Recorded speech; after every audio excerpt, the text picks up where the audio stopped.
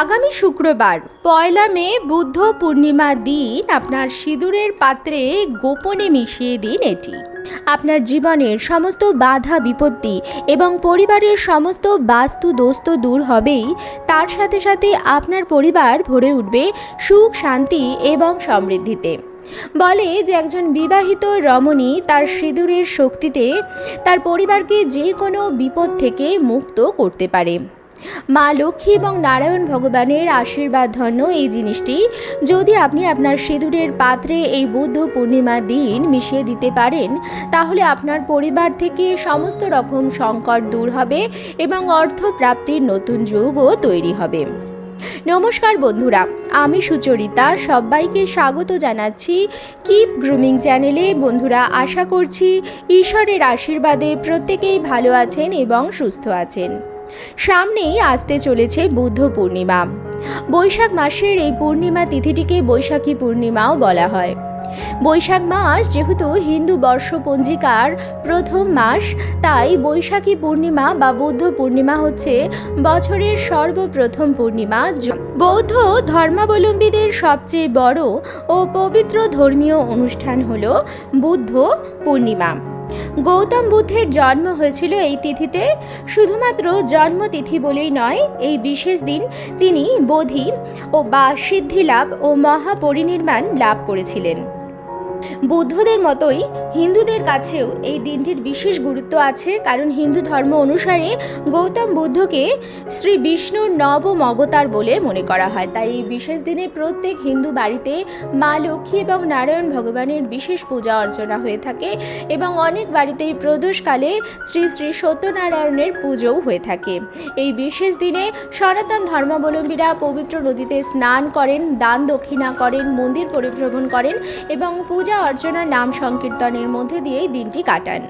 এই বিশেষ দিনটি অত্যন্ত শুভ দিন, কারণ এটি বছরের প্রথম পূর্ণিমা তিথি। এই বিশেষ দিনে যদি আপনারা পূজা অর্চনার সাথে সাথে এই উপায়টি করতে পারেন, তাহলে মা লক্ষ্মীর আশীর্বাদে আপনার পরিবার সর্ববিপদ মুক্ত হবে। হিন্দু ধর্মের রীতি মেনে বিবাহের পর মহিলারা মাথার সিঁথিতে লাল সিঁদুর পরে থাকেন। বিবাহের সময় একটি নিয়ম থাকে, সিঁদুর দান পর্ব, যে পর্বটি ছাড়া বিবাহ গ্রাহ্য হয় না। অর্থাৎ এই পর্বটি বিবাহের একটি অন্যতম গুরুত্বপূর্ণ পর্ব বলে মনে করা হয়। সিঁদুরকে হিন্দু ধর্মে অত্যন্ত পবিত্র বলে মনে করা হয়। সেই জন্য তো বিবাহ সিঁদুর ছাড়া অসম্পূর্ণ। পূজা অর্চনার কাজেও সিঁদুর ব্যবহার করা হয়।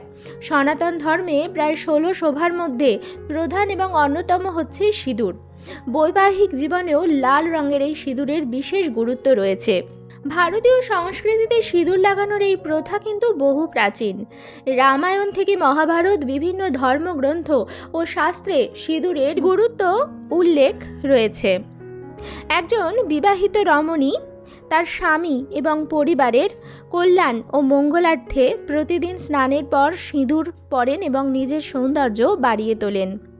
একজন সধবা রমণীর সিঁথিতে সিঁদুর শুধুমাত্র তার সৌন্দর্য বাড়ায় না, এটি তার সৌভাগ্যেরও প্রতীক। তাই প্রতিদিন কিন্তু বিবাহিত রমণীরা সিঁদুর পরে থাকেন। তাই যে কাজটি আপনারা প্রতিদিন করেন, সেই সিঁদুরের স্থানেই মা লক্ষ্মীর আশীর্বাদ ধন্য একটি জিনিস আপনারা রাখবেন। বলা হয় যে মাথার সিঁথিতে মা লক্ষ্মীর বাস, সেই জন্য মা লক্ষ্মীকে মাথায় ধারণ করা হয় সিঁথিতে সিঁদুর দিয়ে। এই দিন মা লক্ষ্মী এবং নারায়ণ ভগবানের পুজোর পর মা লক্ষ্মী নারায়ণের আশীর্বাদ ধন্য এই জিনিসটি যদি আপনি আপনার সিঁদুরের স্থানে মিশিয়ে দিতে পারেন সঠিকভাবে, তাহলে মা লক্ষ্মী নারায়ণের আশীর্বাদে আপনার পরিবারের সদা সর্বদা মঙ্গল হবে। কিভাবে সেই জিনিসটি মেশাবেন সমস্ত কিছু আমি আজকের ভিডিওতে বলে দেব। প্রথমেই বলবো, পূর্ণিমা তিথিটি একটি অত্যন্ত পবিত্র তিথি। তাই এই দিন কিন্তু খুব সকাল সকাল শয্যা ত্যাগ করবেন। বিশেষ করে চেষ্টা করবেন সূর্যোদয়ের আগে ঘুম থেকে ওঠার, যদি আপনি চান আপনার ভাগ্যের সূর্যের উদয় হোক। ঘুম থেকে তাড়াতাড়ি উঠবেন এবং উঠে সূর্যোদয় দেখবেন। আজকালকার দিনে আধুনিক জীবনযাত্রার বশবর্তী হয়ে অনেক মানুষই বাসি কাজ আর করেন না, কিন্তু আপনি কিন্তু বাসি কাজ অবশ্যই করবেন। নিজে হাতে বিছানা তুলে ঘর দুয়ারের সমস্ত জানলা দরজা খুলে দেবেন এবং খুব ভালোভাবে ঘর ঝাঁট দিয়ে মুছে নেবেন। এই পবিত্র তিথিতে অনেকেই গঙ্গা স্নান করে থাকেন। যদি আপনার বাড়ির নিকটবর্তী কোনো পবিত্র নদী বা গঙ্গা থাকে, তাহলে মাঘী পূর্ণিমা তিথিতে গঙ্গা স্নান করলেও কিন্তু অনেক পুণ্য অর্জন হয়। যদি এটা আপনার পক্ষে সম্ভব না হয় তাহলে আপনি ঘরেই স্নান করতে পারেন, তবে স্নানের পর শুদ্ধ বস্ত্র পরিধান করে অবশ্যই গায়ে এবং মাথায় গঙ্গার জলে ছিটা দিয়ে নেবেন।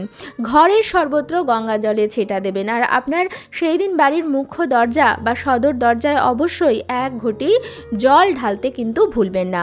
বাড়ির সদর দরজা পরিষ্কার রাখবেন। মা লক্ষ্মী কিন্তু বাড়ির সদর দরজা দিয়েই ঘরে প্রবেশ করে, তাই অনেকেই বাড়িতে পূর্ণিমা তিথিতে সদর দরজায় মা লক্ষ্মীর চরণের আলপনা এঁকে দেন। এটিও কিন্তু অত্যন্ত ভালো। মুখ্য দরজা খুব ভালোভাবে পরিষ্কার করে মা লক্ষ্মীর চরণের আলপনা যদি আপনি মুখ্য দরজা থেকে ঠাকুরের সিংহাসন অবধি এঁকে দেন, তাহলে সেই বাড়িতে মা লক্ষ্মী কিন্তু সর্বদা বিরাজমান থাকেন। যাই হোক, এরপরে আপনি শুদ্ধ বস্ত্র পরে ঠাকুর ঘরে চলে আসবেন আর সেই দিন মা লক্ষ্মী এবং নারায়ণ ভগবানের পুজো করবেন। দেখুন, মা লক্ষ্মীর আশীর্বাদ পেতে গেলে, মা লক্ষ্মীকে যদি আপনি চান আপনার ঘরে অধিষ্ঠান করবে, তাহলে অবশ্যই আপনাকে নারায়ণ ভগবানেরও পুজো করতে হবে। মা লক্ষ্মী কিন্তু একা কোথাও থাকেন না, তিনি কিন্তু পরম স্বামী ভক্ত পরায়ণা। তাই মা লক্ষ্মীর আশীর্বাদ পেতে গেলে আপনাকে নারায়ণ ভগবানেরও আহ্বান করতে হবে। আপনি ছোট জলচৌকিতে বা আপনার ঠাকুরের সিংহাসনে নতুন আসন বিছিয়ে মা লক্ষ্মী এবং নারায়ণ ভগবানকে বসাবেন এবং ফুল, তুলসী পাতা সমস্ত কিছু জোগাড় করে নেবেন। প্রদীপ, ধূপকাঠি জ্বালিয়ে নিয়ে আপনার সাধ্যমতো নৈবেদ্য সাজিয়ে দেবেন। অনেকেই পরমান্ন বা পায়েসের ভোগ দিয়ে থাকেন। যদি আপনার সেরকম ব্যবস্থা থাকে আপনি আলাদা ভোগ বানিয়ে দিতে পারেন, নতুবা আপনি ফল, মিষ্টি নৈবেদ্য সাজিয়ে প্রদীপ, ধূপকাঠি ধরিয়ে সেদিন মা লক্ষ্মী এবং নারায়ণ ভগবানের পুজো দিয়ে নেবেন।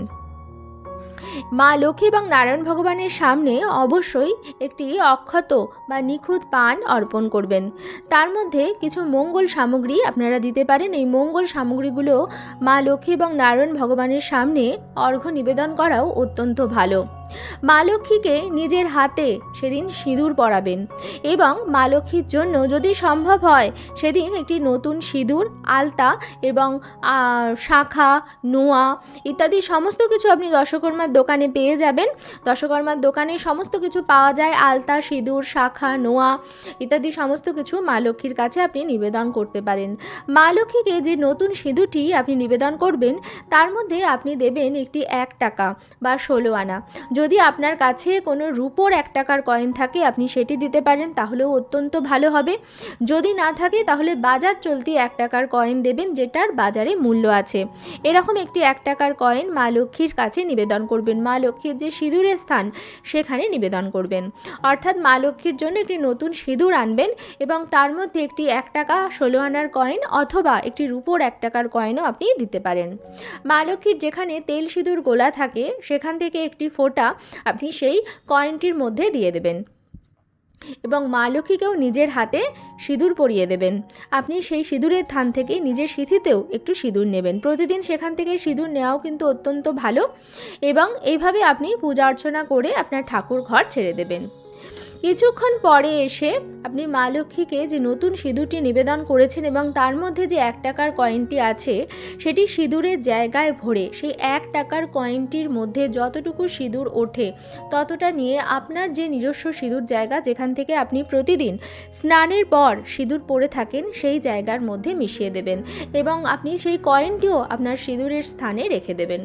প্রতিদিন মা লক্ষ্মীর কাছ থেকে নেওয়া সেই সিঁদুরের সঙ্গে মেশানো আপনার যে সিঁদুরটি আছে সেখান থেকেই আপনি পরবেন। শুধুমাত্র যখন আপনি রজস্বলা হবেন এবং যদি বাড়িতে কোনো শুভ অসুচ বা কাল অসুচ পড়ে সেই সময় সেই সিঁদুরের স্থান থেকে আপনি সিঁদুর পরবেন না, তখন পরার জন্য আপনি অন্য কোনো জায়গার থেকে পরতে পারেন। যখন আপনি একদম শুদ্ধ থাকবেন তখন আপনি সেই সিঁদুরের স্থান থেকে প্রতিদিন সিঁদুর পরবেন। আর সিঁদুর পরার না কিছু নিয়ম আছে, আশা করছি প্রত্যেকেই জানেন, কিন্তু যারা জানেন না তাদের জন্য আমার বলে দেওয়া কর্তব্য।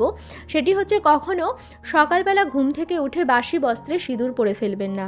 সিঁদুর পরারও কিন্তু কিছু নিয়মবিধি আছে। শুদ্ধ বস্ত্রে সিঁদুর পরতে হয়, তাই প্রতিদিন স্নান সেরে তারপরই সিঁদুরের কৌটোয় হাত দেবেন, তার আগে হাত দেবেন না এবং একদম ভেজা মাথায় সিঁদুর পরবেন পরবেন না, সামান্য চুল শুকিয়ে নিয়ে সিঁদুর পরবেন। বৃহস্পতিবার দিন মাথা কখনো ঘষবেন না, বৃহস্পতিবার দিন যেন মাথায় সর্বদা সিঁদুর থাকে, তাই বৃহস্পতিবার দিন মাথা ঘষবেন না।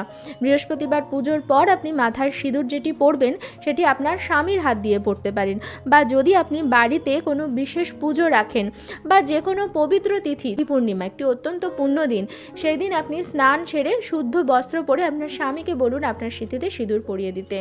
এটা আপনি মাসে এক আধ দিন করতে পারেন, এটাতেও কিন্তু স্বামী স্ত্রীর মধ্যে সম্পর্ক অত্যন্ত ভালো হয়। যদি আপনাদের মধ্যে কোনো রকম দূরত্ব এসে থাকে তাহলে আপনি আপনার স্বামীকে বলবেন যে তুমি আমার মাথায় সিঁদুর পরিয়ে দেবে। এটা আপনি করে দেখুন, এটা আপনি করলে অত্যন্ত ভালো ফল পাবেন। আর প্রতিদিন বৃহস্পতিবারে, সপ্তাহের বৃহস্পতিবার, সেটি হচ্ছে মা লক্ষ্মীর বার, তো তাই এই দিন মা লক্ষ্মীর সাথে নারায়ণ ভগবানের পুজো করবেন, এতেও স্বামী স্ত্রীর সম্পর্ক মজবুত হয়। এছাড়া পূর্ণিমা তিথিতে যে কোনো লক্ষ্মী নারায়ণের মন্দিরে আপনি যেতে পারেন, সেখানে গিয়ে আপনি কোনো হলুদ রঙের বস্ত্র সেই মন্দিরে দান করতে পারেন, তাহলেও কিন্তু অত্যন্ত ভালো পুণ্য অর্জন হয়। কোনো এক সময়, হয় সকাল নয় সন্ধে, কোনো এক সময় মা লক্ষ্মী এবং নারায়ণ ভগবানের চরণে ফুল, তুলসী পাতা ইত্যাদি আপনারা দুজন মিলে অর্পণ করুন, এটা করলেও অত্যন্ত ভালো ফল পাওয়া যায়। কখনোই সিঁদুর ডান দিক বা বাম দিক করে পরবেন না, সবসময় নাক বরাবর মাঝখানে সিঁথি করে তারপরই সিঁদুর পরবেন। ডান দিকে বা বাম দিকে করে সিঁদুর পরলে স্বামী স্ত্রীর মধ্যে দূরত্ব বাড়ে। কখনো উপহারে পাওয়া সিঁদুর নিজের মাথায় পরবেন না, সর্বদা নিজের বা নিজের স্বামীর টাকায় কেনা সিঁদুর পরবেন। বন্ধুরা, এই ছোট ছোট নিয়মবিধিগুলো মানলে পরিবারের মঙ্গল হয়, পরিবারে সুখ শান্তি বজায় থাকে। নতুবা পরিবারে আপদ বিপদ লেগেই থাকে, তখন আমরা ভাবি যে আমরা কি এমন খারাপ কাজ করলাম যার ফলে এরকম হলো। তাই বন্ধুরা, সিঁথির সিঁদুরের সম্মান করুন। সিঁথিতে সিঁদুর আপনার সৌভাগ্যের প্রতীক।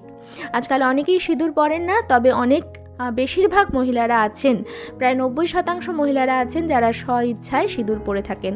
তাই সেটি সঠিকভাবে পড়ুন, সঠিক নিয়মবিধি মেনে পড়ুন। আর মা লক্ষ্মীর আশীর্বাদ ধন্য সেই 1 টাকার কয়েনটি প্রতিদিন যখন আপনারা সিঁদুর পরবেন, আপনার মাথায় ঠেকিয়ে, আপনার সিঁথিতে ঠেকিয়ে আবার যত্ন সহকারে আপনার সিঁদুরের স্থানে রেখে দেবেন। এর ফলে দেখবেন আপনার জীবনের আমূল পরিবর্তন ঘটবে। স্বামীর আয় উন্নতি বৃদ্ধি পাবে, আয়ু বৃদ্ধি পাবে, আপনার পরিবারের, আপনার নিজের সববার মঙ্গল হবে।